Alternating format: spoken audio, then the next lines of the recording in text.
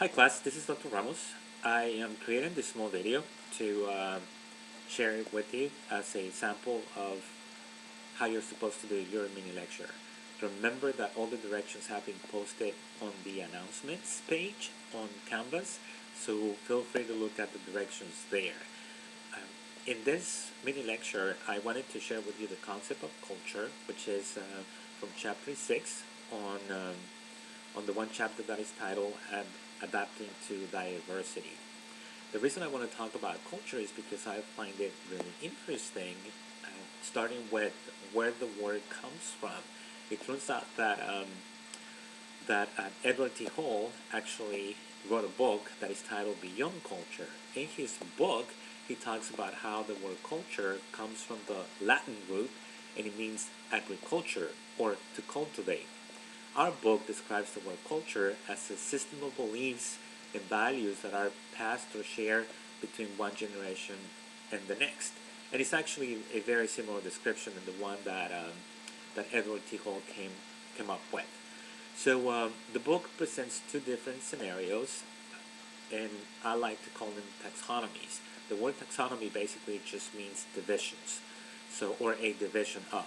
So in this case, a taxonomy of culture, and there are two.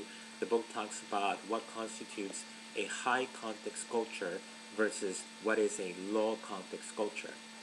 A high context culture is one that that is well known for being, say, for example, been in existence for a very long time, and because they have been around for a very long time, it is it's difficult for them to change their ways, and it's difficult for them to restructure their way of life.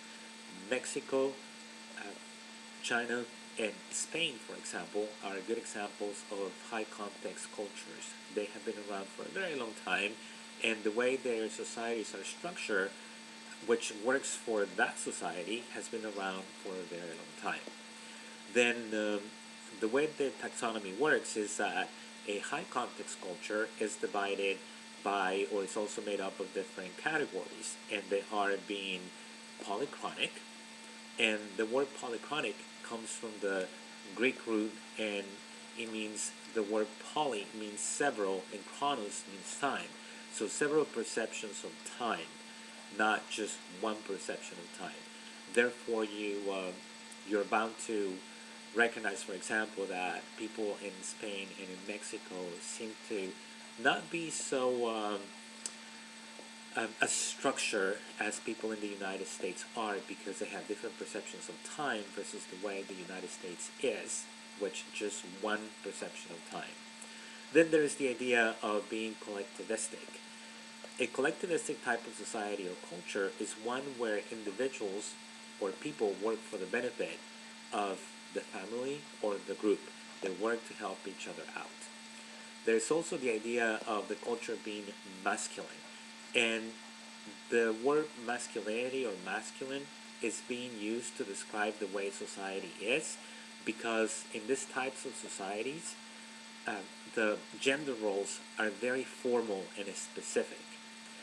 You have seen, for example, how some of the Arabic countries are very masculine oriented, meaning that males, in some instances, are favored over being a female. You have heard, for example, that, or you have seen or read that in China for a very long time, and it's still just about the case today, that masculinity is preferred over femininity. So there is the idea of also living in a high power distance. This idea is used to describe the way that society is structured as far as their finances are concerned. So that if you haven't seen or heard or read, for example, in Mexico, which is a country that is extremely wealthy, but there are only very few people who hold all of the power, and the majority of the people are basically in a lower class. So the way the society is structured is very few people hold the majority of the power, and the majority are lower class. Versus in the United States, for example, and if you contrast the two, you're going to see that in the United States, there are quite a few people that are wealthy. The middle class is quite large, and the lower class, although it's extensive, is not anywhere near the way it is in a high context culture. So then there is the idea of uh, low low uncertainty avoidance, and with this concept, the way that it's being used is to show that people who grow up in a high context culture, they grow up in such, say, either chaotic or despair, or in a country or a type of society that is not extremely structured, and therefore they're able to handle ambiguity as they confront it or face it, versus in the United States, which is a high avoidance of uncertainty.